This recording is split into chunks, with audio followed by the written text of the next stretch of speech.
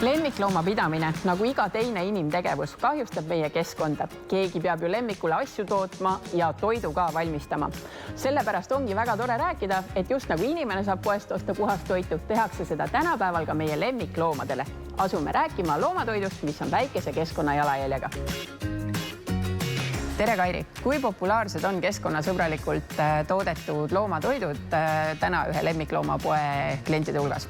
Ülimalt rõõm on öelda, et mida aega edasi läheb, seda rohkem on inimesed keskkonnale hakanud tähelepanu pöörama ja tullakse hästi palju küsima ka just keskkonnasõbralikke tooteid. Meil on olemas selline unikaalne bränd, nagu on Edgar Cooper. Selle toidu eesmärk on jätta meie ökosüsteemi ülimalt väike jalajälg. Esiteks on vahele jäetud hästi palju tootmisprotsesse, et nende eesmärk on see, et farmist otse teie lemmiku toidukaussi.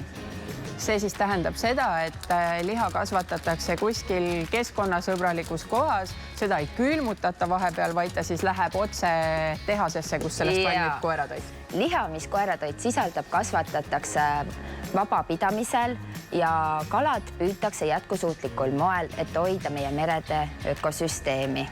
Farmist tuleb liha jahutatud kujuna jahutusveokites otse siis nii-öelda tööstusesse, kus küpsetatakse madalal temperatuuril, mis jätab sellele lihale värske ja apetiitse lõhna, et ka teie kapriissemad lemmikud seda hea meelega sööksid. No ja tegelikult jäetakse vahele üks väga keskkonnakahjulik külmutamise etapp. Just nõnda. Kõik liha, mida Edgar Cooperi toitudes kasvatatakse, kasvatatakse tehasele väga lähedal, et jääks väga väike transpordijälg. Edgar Cooperi toitudele on veel lisatud marju, ravimtaimi, mis aitavad ennetada ja hoida teie koera tervist. Ja lisaks on Edgar Cooperi toidud kas teravilja või gluteenivabad. Väga põnev fakt on ka see, et Edgar Cooperil on lepingud, et kõik nende toidukomponendid peavad olema aastaringselt kättesaadavad ja seda nad ka on. Et isegi marjad ja muud koostisosad siis tegelikult kõik lähevad sinna toidu sisse värskelt selle madalal temperatuuril kuumutamise protsessi hulka. Just nõnda. Ja teine asi, mida ma tahaksin veel Edgar Cooperi toitude kohta rääkida, miks on nad nii keskkonnasäästlikud, on see, et nende pakendid on 100% biolagunevad või siis taaskasutatavad. Kõik need erksad värvid, mis sa seal näed, on vee baasil tehtud tindiga ja need pakendid, need on tehtud puidust ja kartulist.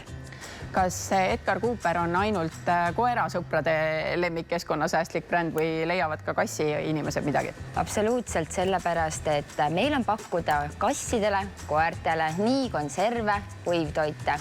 On olemas meil täiesti treeningmaiused. Anna käppa. Ai, kui tubli koer.